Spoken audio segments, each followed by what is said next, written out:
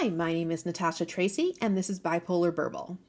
Today I want to talk about hypersexuality in bipolar disorder.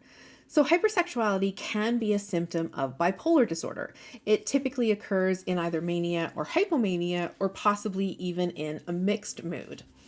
Now, hypersexuality can look different for different people.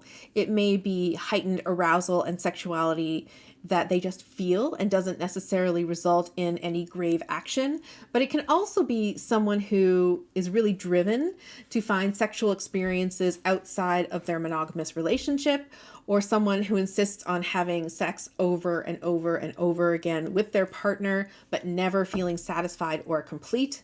Or it could be someone who masturbates over and over and over and never feels complete. It's about seeking out pleasurable sexual activities repeatedly without ever feeling like there's a finish line that you reach. That's what hypersexuality is. It's like your sexuality, but heightened to a degree to which is not normal for you. So if, for example, you don't generally go out and have sex with strangers randomly, and then all of a sudden you find yourself doing that, that might be hypersexuality at work. You may feel extremely sexual and like you have to have that sex. It's beyond what even a craving would be. You just have to have it. That's hypersexuality. And there's nothing to be embarrassed about if this is you. If you're experiencing hypersexuality with bipolar disorder, you need to realize that it can be a symptom, and it can be a symptom just like any other symptom. If you are depressed, you might be crying. If you're manic, you might be hypersexual. And it happens. It's not a character flaw. There's absolutely nothing wrong with you. You are just experiencing a symptom like any other symptom. And so if hypersexuality is an issue for you, what you need to do is make a plan ahead of time as to what you will do when you become hypersexual. So, for example, when you start to have that feeling, look for the following signs. When those signs are there, you need to take the following action. Maybe call your doctor or a therapist, or even a friend or loved one who may be able to talk you down or accompany you so that you don't do things that are destructive for your own life. That plan that you make when you're not hypersexual can be very important.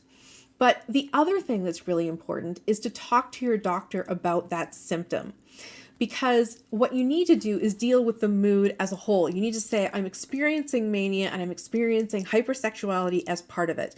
Because the doctor needs to have the complete picture of what's going on for you. So that number one, your mood can be treated, but also number two, that particular symptom that you have acknowledged is an issue for you can also be treated.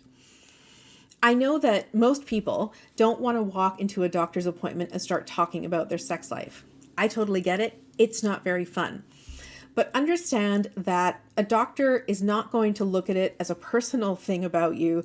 They're just going to add it as a note saying, this is something else I need to take into consideration when actually treating this person. And if they don't do it that way, if they either make you feel bad about your sex life, which is that is a completely unacceptable thing, or if they don't take it into consideration with your treatment, then you need to stand up for yourself and maybe even get a referral.